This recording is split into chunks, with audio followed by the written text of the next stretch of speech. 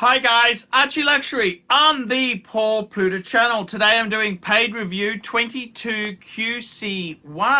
22QC1, and this here is for, doesn't have a name, that's okay.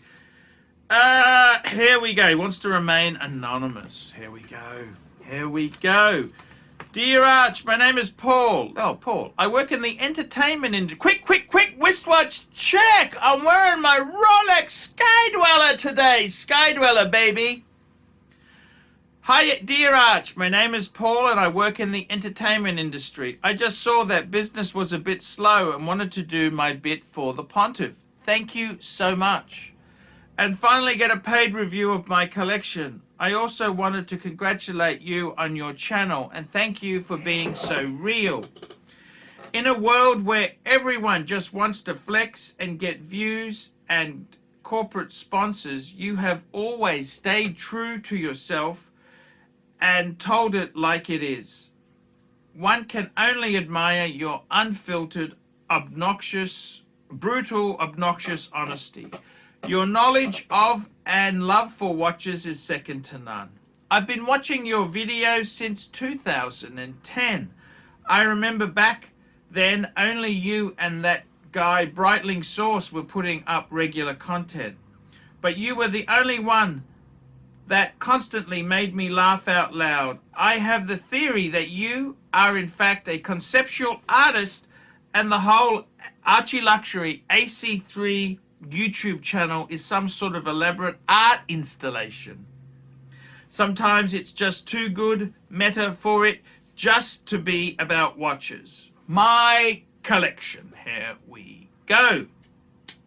I spent my early 20s obsessed with Breitling, but after taking a bath on my first 3 watches, 2 Breitlings and an Omega, I decided to start taking your advice a bit more seriously and think shit through properly. Now, this is his collection. Number 1, Rolex Milgauss 116400GV, 2015. I first saw and fell in love with this watch in 2008. It's the first watch that really caught my eye and made me go home and Google watch with green crystal. Bought mine in 2015 at a discount from the AD. Funnily enough, they had a Batman and a Daytona in stock, but I only had eyes for the Milgauss. Oh my God! And I've never regretted it. To this day, it's still my favorite watch ever. Nice watch. I love the Milgauss. It's just such a cool piece. Number 2, Omega C Meister. Planet Ocean 42mm 2500, bought in 2018. A friend of mine offered this watch to me for peanuts after a nasty divorce. Ooh. It was his engagement present from his ex-wife and he didn't want it around. I was planning on selling it, but I quickly fell in love with it. Charming under the radar watch, especially on a strap. I had been planning on getting a Sea Dweller 16660, but I like this one better. Also, this is the watch that made me realize that I have some sort of matte dial fetish, which would also explain why I picked the black Milgauss over the blue one. Interesting. Number 3, Rolex Explorer 2 16570 tritium dial, bought in 2019. After I decided to keep the Omega and not get the Sea Dweller, I felt like I had gotten the Omega for an incredible price that I decided to spend the rest of the money I had saved on a sub 14060M, as it was one of my grail pieces, the 2 lines old school classy look. On paper it would have been perfect watch, but for some reason I just didn't connect with it. After wearing a sub, it made me realize how many people wear a sub, which was annoying. After a year of seeing it shoot up in price but never really loving it, I decided to sell it for a modest profit and buy the much cheaper Explorer 2. You had been banging on about this watch forever, so I didn't give it a thought and just bought it. What a delight surprise I got when it arrived. Amazing watch. Polar opposite to the 14060M, pun intended. It felt different, special. Nobody had one. Nobody knew what it was, and I could wear it on a strap completely under the radar. Love it. And now, finally coming into the home stretch, we've got a Tudor Black Bay 58 Blue 2021. Another matte dial. One day I was visiting my AD and they had the Black Bay 58 Blue, so I decided to pick it up. I had never owned a Tudor, but it has been a fantastic purchase. Been wearing it non-stop for over a year, and it's the ultimate holiday summer watch. In addition to my core collection, I've been fortunate enough to clinically require 2 more Rolex steel for my AD. Probably a good time to confess that my beautiful fiance used to manage an AD for many years, so I was able to get 1 Rolex stainless steel once a year, more or less. Don't get the wrong idea. I still need a purchase history, but just buying a 34mm ladies Rolex for herself. I was offered a 39mm Explorer 1 in 2020, and the previous year I got the 39mm bog standard black OP. At the time, they weren't considered super desirable, and I just kept both fully stickered in the safe box. Oh, he's got these as well. Holy shite. My questions to the Pontiff. Number 1, I've been thinking of getting a more dressy watch. Any idea? I am 6'2", have thick rests around 20 centimeters. I've been fantasizing about getting a 1019 Milgauss with silver dial, as I think it could really be a beautiful dress watch with the right croc strap, but they are prohibitively expensive, about $30,000 US.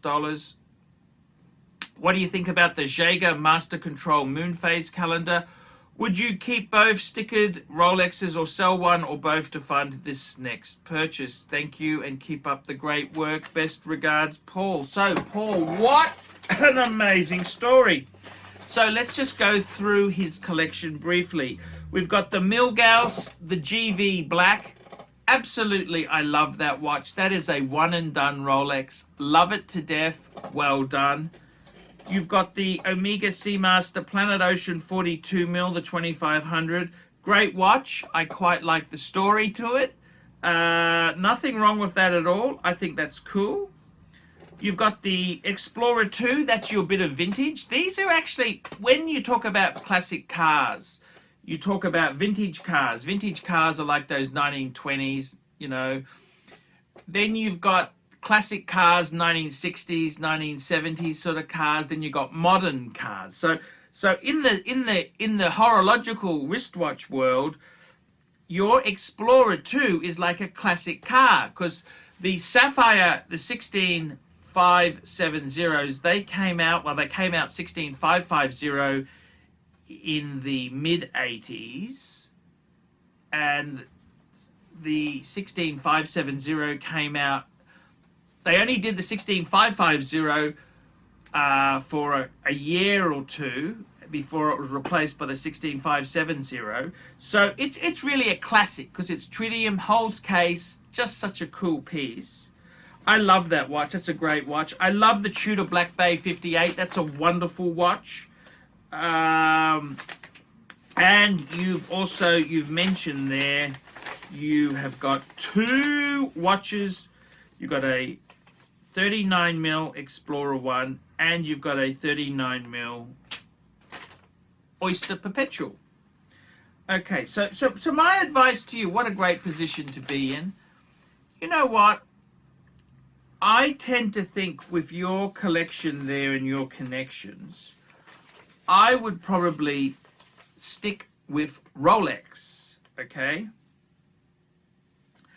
I would seriously say to you, if you could get a, one of these hot watches, you want to try, if you've got the connection, I would love to get a Daytona, steel Daytona, forget the two-tone. The two-tone, Don't do that. You want a steel Daytona. I would say a steel Submariner. I would say a steel GMT. This is new from the AD. That's what I would be pushing for. So I would keep buying steel sports. If you've got the connection there, just get it done, because your girlfriend's connections, they get weaker if she's still working there, or she used to manage. So she's moved, your fiance used to manage. So that relationship loses power after time. So I would be getting steel sports with that relationship. Okay, I've been thinking of getting a more dressy watch. Look, to be completely frank with you, I think all the watches you've got, any analog watch these days is a dress watch, okay? The times are changing. Everyone's wearing Apple watches. Any analog watch is technically a dress watch. So if you wanted to get I would wait until a bit later on in life, and if the girlfriend didn't have those connections, because you don't want to buy a Jaeger-LeCoultre Master Control moon phase calendar at retail. You want a massive discount on that. So you don't want to use up a year of, you don't want to give up a Submariner or a Pepsi to get that. The next thing is, as far as the 1019, the vintage Milgauss, look, vintage is a minefield. Absolute minefield. And although I love vintage, I do love good vintage, you've got to be so careful. I would tend to say, you know what? There's so many Frankens and bits swapped and that there. I would be very, very careful. A good dealer in Australia is Ronnie from Vintage Watch Co. He's a very good Rolex vintage dealer. Shawnee in Melbourne. Shawnee at European Watch Gallery in Melbourne. There's not many people I trust for Rolex vintage. That's the two leads I would go to. I personally wouldn't go there. I think vintage is too tough. Big money. You know what? My advice to you would be to, I think if you can get a Jaeger-LeCoultre Master Control moon phase calendar second hand, maybe a Reverso, Jaeger-LeCoultre Reverso second hand, that's where I would be going.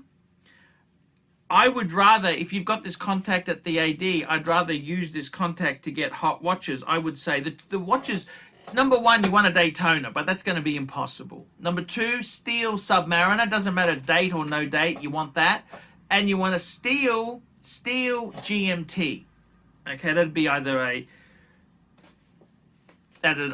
you don't want two-tone, you want a steel, you want a Pepsi, a Batman, or that new left-hand hook. You're not going to get the left-hand hook. That's a hard one to get.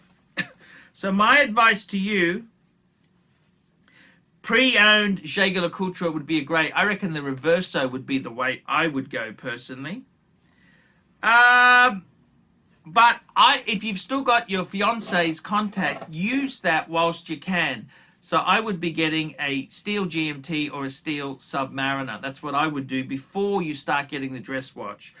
Dress watches, I would say I wouldn't be bothered getting a Datejust. No point, because there's nothing that special with that. If you've got this contact, you want to get steel sports. A vintage 1019 Milgauss, great fantasy to have. It is a beautiful fantasy, but vintage is so hard. And I told you who you contact about that. Personally, instead of buying that vintage, I'd rather, would you keep both Rolexes, stickered Rolexes, or sell one? I don't believe in flipping or selling stuff to pay for next stuff. I think I'd be inclined, instead of buying a vintage, I'd keep those two. I think that's a wonderful two to have in the safe. Stickered, you can't get stickered ones anymore because they insist on taking the stickers off. I would just hold onto the, I think that's a better investment. I wouldn't be selling those to buy something else. I would be holding those. That's what I would be doing. I know that's a bit boring because people like to get new stuff in, but believe you me, you don't want to buy and sell because you're going to lose. Every time you buy and sell it, you lose. So my advice to you would be to hold those two and buy more steel sports. If you really must have a dress watch, I'd get a second-hand Reverso. And that's what I do. But you want to use up that friendship. If your fiance has friends at that dealer, well, people lose, they have staff turnover. You want to get the steel GMT and a steel sub as quick as you can because it won't be long before it's gone. Guys, that's the review today. Wonderful collection. I really love it. I love the way it's gone. Like, subscribe, and tell your friends. Don't be afraid to put some comments. Remember, guys, get a paid review. I can't survive on Google Ads alone. I desperately need more paid reviews. Please, $50 US. Details down in the description. Get a paid review now. I desperately need more paid reviews. I would really appreciate more paid reviews. Please help me out. Help me out. Help me. Please help me out. Guys, the other thing you can do is sponsor me on Patreon. Allows you to spend as little as $1 a month to keep me full-time on YouTube. Okay, guys, I will see you in the next one. Like, subscribe, tell your friends. See you later. Hi guys, it's ArchieLuxury. Guys, I want to talk to you about David SW. David SW. Guys, if you are in America, if you are looking for a Rolex watch of your dreams, in fact, if you're looking for a contemporary modern wristwatch, I strongly advise you to look at David SW. Guys, don't play the dealer games. Don't bring in chocolates or Krispy Kremes for your dealer hoping to get a Rolex at retail. It's futile. Please, guys, save your dignity. Keep some pride. Go to David SW. I would highly recommend David SW. If you're in America and you're looking for a watch, go to David SW.